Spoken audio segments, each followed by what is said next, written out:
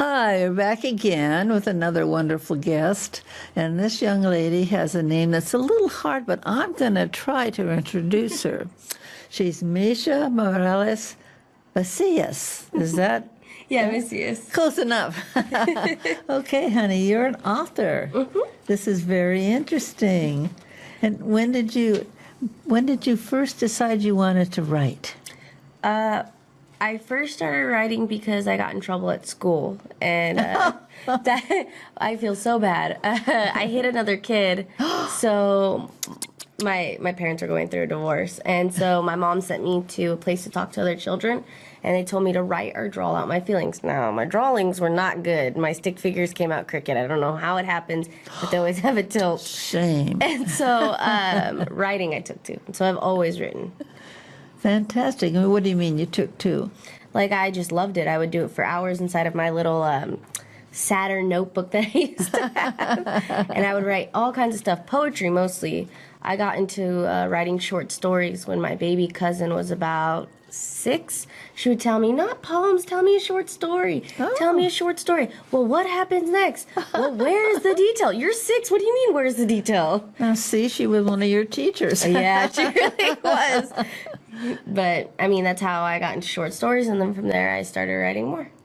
So, you did it during high school? And I always wrote. I just never shared it with anyone. oh, So I wrote my first poetry book, and mostly I just shared it with my best friend. And I would send them to her because she was in the Navy and overseas, and I would send her poetry all the time. And her and my mom were always telling me, this is good enough to put out there. People would like this. And I was just like, But from there, I wrote my first book, and that was this one, the Messy Minds poetry book for the lost and misunderstood. nice poetry book. I know there. And there we that see came it. out about a year ago, actually. Well, a Messy Minds poetry book. That is really interesting. What does that really actually mean? Well, because I don't write any type of theme, and I didn't want to have to. So I wrote it to be what just rattles around in my brain all the time.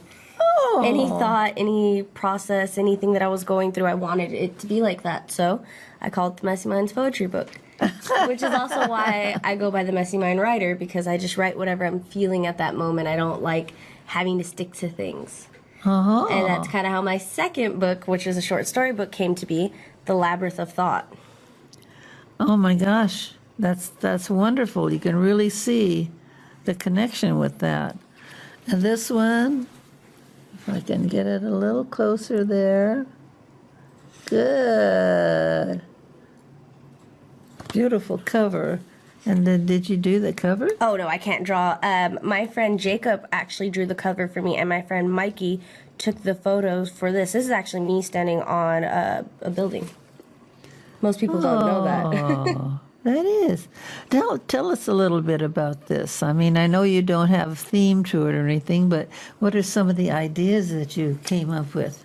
Just what I was going through life. This one really is, I think, me just breaking down doors in my own life and finding myself as a young teenager, as early 20s, just really fighting back against what I felt I should have been rather than what I am.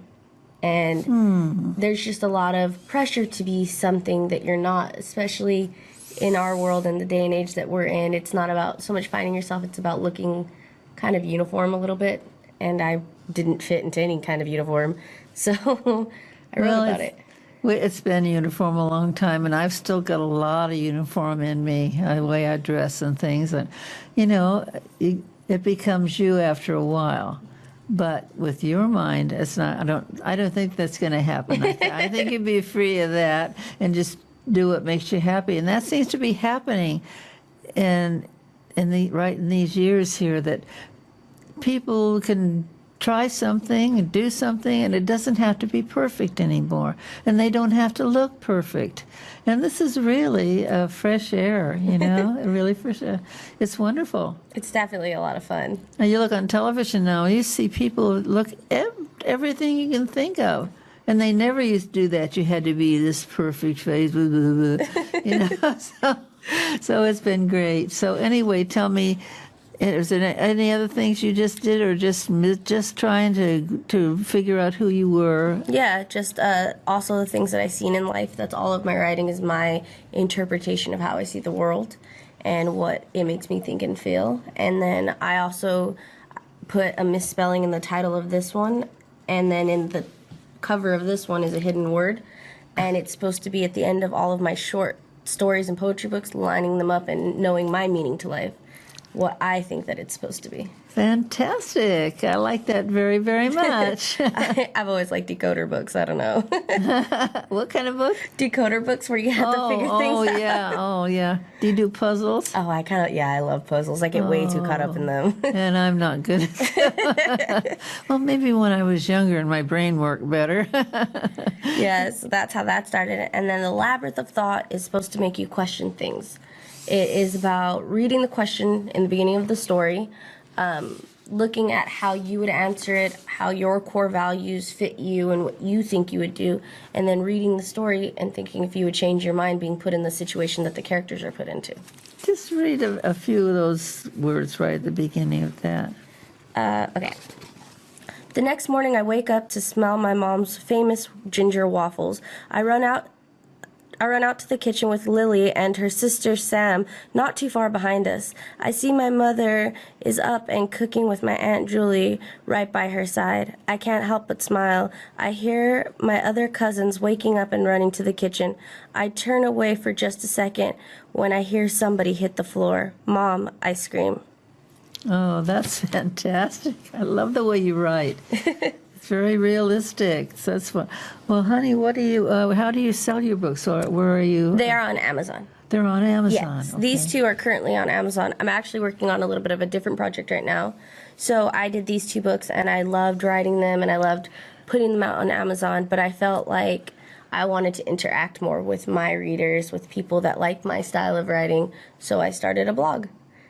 And Great. I do a weekly series every Wednesday. It's one page out of a novel that I'm writing, and it's to see what people think and feel. I want to hear their thoughts and hear what characters they love and them go along with me as the characters develop and change. And I did a photo shoot of the characters this last Sunday here in town, just trying to get a feel for what other people think and how they feel. You know, I wish that you would help me make a blog. I know the name and I don't know anything past that, but I have 4 novels that I've written there. No, they're not 4 novels, but they're 4 volumes of one book.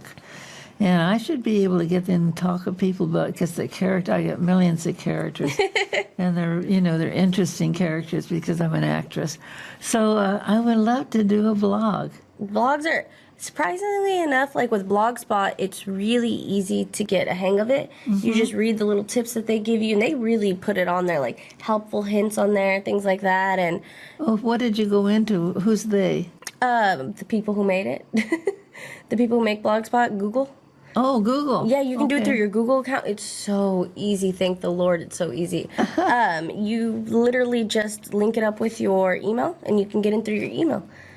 And you can control everything from there, and it's just a breeze compared to having to buy a domain and just do all this other stuff that's really confusing that I don't quite understand. Yeah. So thank you, people at Google, just putting that out there. Oh, that's wonderful. Well, thank you. Thank you for coming in today and sharing this with us. Thank you so much for having me. And I hope you come again.